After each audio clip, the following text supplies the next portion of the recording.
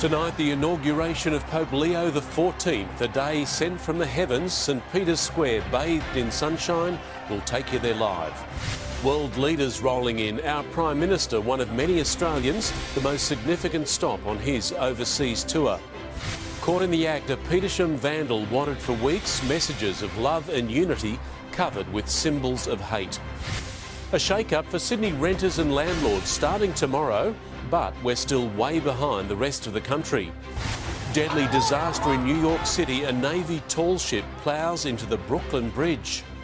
Sydney saturated. The big wet is here, and there are wild warnings for the days to come.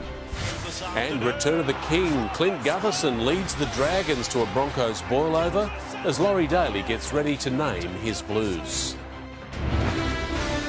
Live from Sydney, 7 News with Mark Ferguson. Good evening. Another historic layer is being rolled out in Rome tonight as world leaders, royalty and many worshippers gather for the inauguration of Pope Leo XIV. This is a live shot from the Vatican, where thousands are in place in St Peter's Square to witness an ancient sacred rite following traditions dating back more than 2,000 years. A month after the death of Pope Francis and 10 days since Leo's election, this is the culmination of extraordinary change for the world's 1.4 billion Catholics. Let's go live to Jacqueline Robson, now watching this unfold. Jacqueline, what are you expecting? Well, Mark, under blue skies before countless thousands, the historic Mass for the beginning of the pontificate is now underway. Earlier we saw Pope Leo arrive in his Pope-mobile for the first time. He had a beaming smile and was waving to the crowds. So many people ecstatic to see him. Some had been lining up since the early hours of the morning. Pope Leo made it all the way to the end of the boulevard that leads to St Peter's Square. The new pontiff is now moving inside St Peter's Basilica. Greeted by cardinals, he will kiss the altar and spread incense. Then Pope Leo will descend the stairs to the tomb of St Peter to pray under the basilica.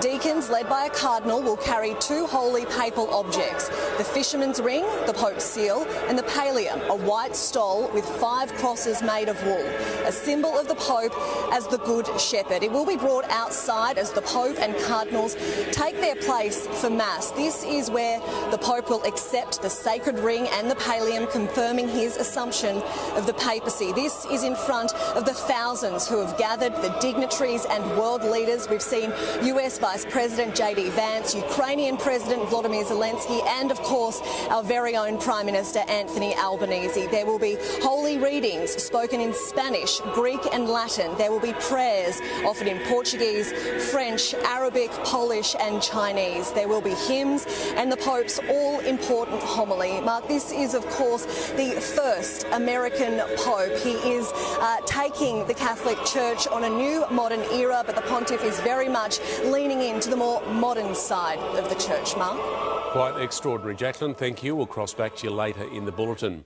Isabel Mullen is also at the Vatican. Isabel, as we've just heard, the Prime Minister is among the guests for the Pope's inaugural Mass.